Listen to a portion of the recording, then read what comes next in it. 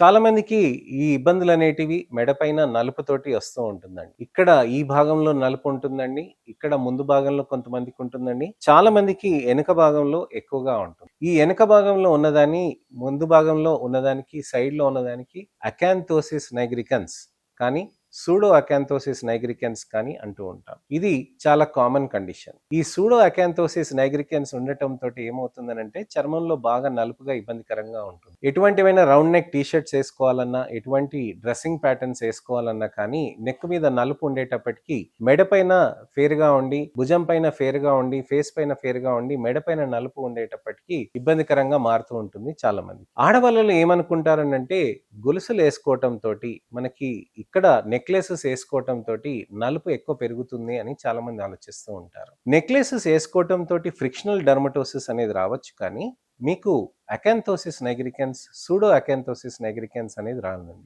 మీకు ఎప్పుడైతే అక్కడ రూగోస్ ప్యాటర్న్ అనేది ఉంటుందన్నమాట, వెల్వెటీ రూగోస్ ప్యాటర్న్ అనేది ఉండటం తోటి ఆ చర్మంలో అక్కడ ఉన్నదాన్ని అకాంతోసిస్ నైగ్రికన్స్ అని అంటూ ఉంటారు. ఈ అకాంతోసిస్ నైగ్రికన్స్ అనేది చర్మంలోకి రావటానికి మెయిన్ కారణం వచ్చేసి ఇతరత్ర కారణాలు ఉంటాయి. ఒకటి జెనెటిక్ కారణం తోటి ఉంటుందండి. జెనెటిక్ కారణం ఎవరికైనా కానీ పెద్దవాళ్ళకి ఎవరికైనా ఉంటే గనక జీన్స్ లో దాంతోటి కూడా వాళ్ళకి వచ్చే ఛాన్సెస్ ఉంటాయి. రెండోది పొట్ట చుట్టూరున్న కొవ్వు నుంచి కెమికల్స్ అనేటివి రిలీజ్ అవుతాయి. వాటినే మనం అడిపోకైన్స్ అని అంటామన్నమాట. ఈ అడిపోకైన్స్ అనేటివి కూడా మనకి చర్మంలో నలుపు చేయటానికని ఎక్కువ ఆస్కారం ఉంటుంది. ఈ నలుపు ఎక్కువ కావటానికని ఈ అడిపోకైన్స్ ఏదైతే ఆస్కారం ఉంటుందో దానితో పాటు మనకి ఇన్సులిన్ రెసిస్టెన్స్ అనే దానికి కూడా సంకేతం.